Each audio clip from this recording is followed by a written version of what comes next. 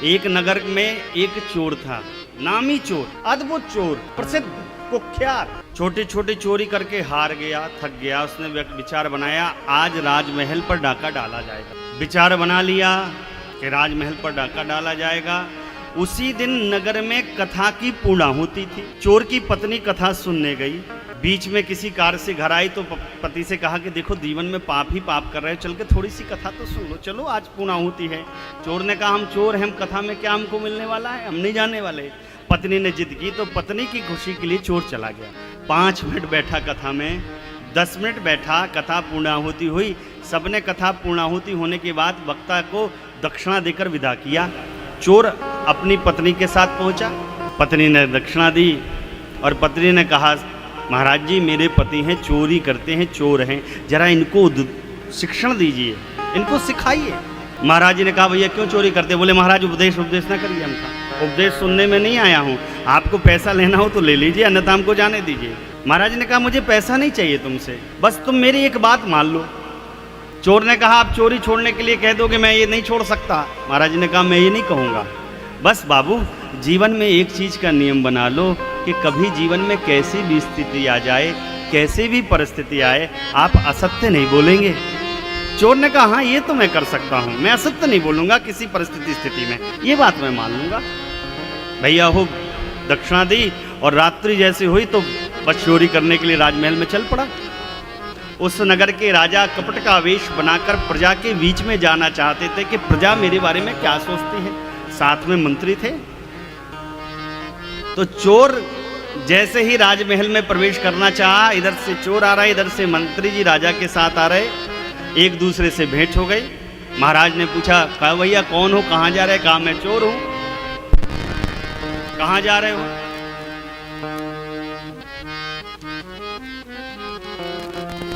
आप लोग कुछ छुइए ना भैया, इसका चालू करिए। बोल ही नहीं रहा, आवाज नहीं आ रही, आपका बस कर रहा है।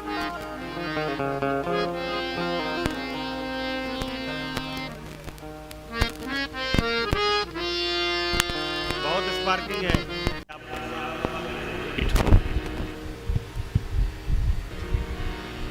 आप मत छुइए।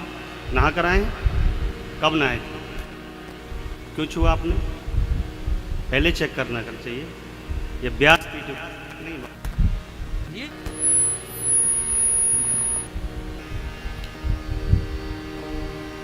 राजा ने पूछा भैया तुम कौन हो? तो इसका सत्य व्रत का अनुष्ठान था, नियम लिया था कि मैं सत्य ही बोलूंगा। कहा नरेश, महात्मन, सज्जन पुरुष, मैं चोर हूं। राजा ने सुना चोर, इतना विवाद। कहा चोर हो तो कहां जा रहे हो? कहा मैं राजमहल में चोरी करने जा रहा हूं। राजमहल में चोरी करने जा रहे हो? हाँ न। क्या चुराओगे? बोले जो मिल जाएगा अच्छा माल चुरा लूंगा। राजा सोचने लगा पहली बार जीवन में कोई भेटाया है जो इतना निर्भीक होकर सत्य बोल रहा है। आपको सीटी नहीं सुनाई पड़ती है? नहीं सुनाई दे रही?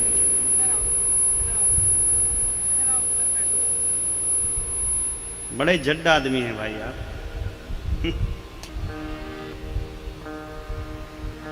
तो राजा सोचने लगा पहली बार कोई व्यक्ति ऐसा मिला जो इतना सत्य प्रिय है।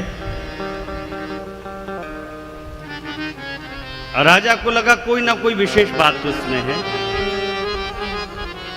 भैया हो, राजा ने युक्ति बनाई। कहा देखो तुम भी चोर हो, मैं भी चोर हूं, और मैं भी राजमहल में प्रवेश करना चाहता हूं, लेकिन मैं तुम्हारे जितना हिम्मती नहीं हूं, हिम्मत नहीं बांध पा रहा हूं। मुझे पता है कि महाराज की तिजोरी में 13 हीरे रखे हैं, कोहनूर।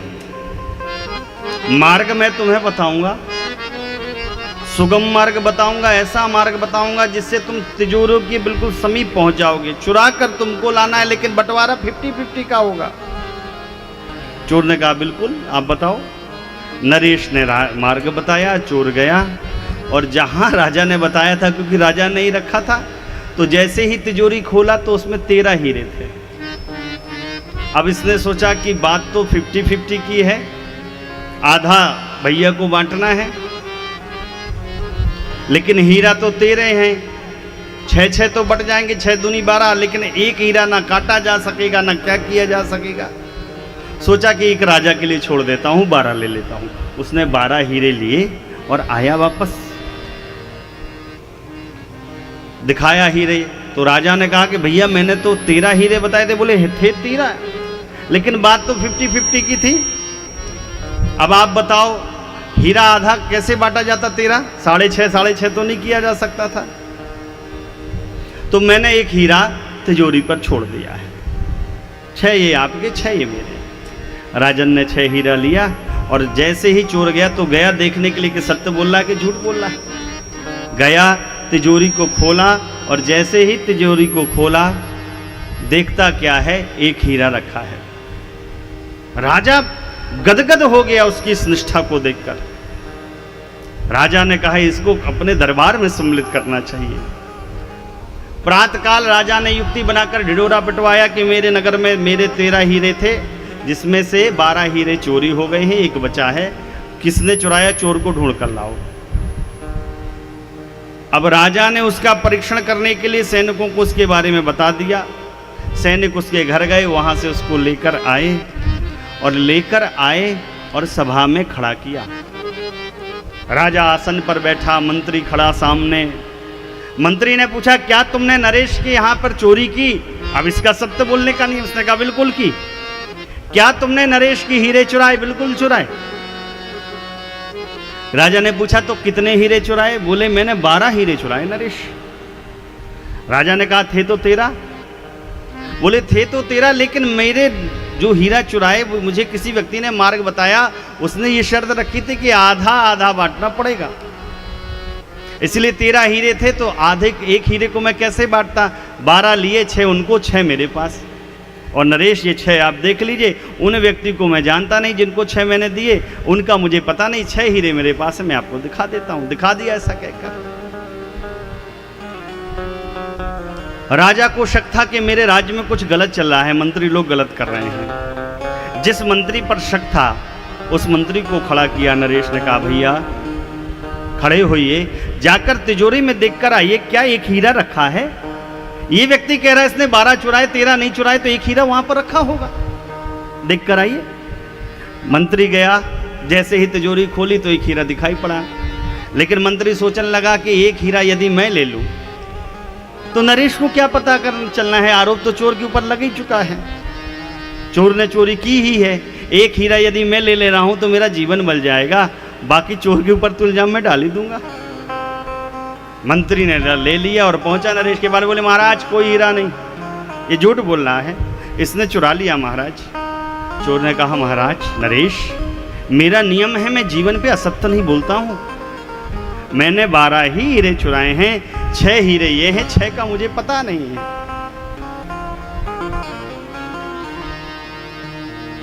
बार बार जब राजन से कहा, मंत्री बोला नहीं नहीं महाराज यही चोर है, यही चोर है, इसी ने चुराया, इसी ने चुराया, इसी ने चुराया, इसी ने चुराया। जब बार बार मंत्री बोलने लगे तो राजन ने कहा चोर तुम्हारे पास के हीरे कहाँ हैं? चोर ने 6 हीरे सामने कर दिए।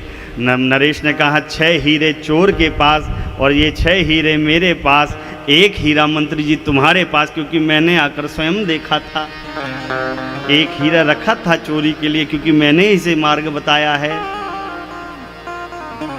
नरेश ने उस मंत्री को जेल में डलवा दिया और चोर को मंत्री बना दिया। सत्संग एक पल में जीवन में आ जाए तो चोर को भी राज्य का मंत्री बना सकता है। ये सत्संग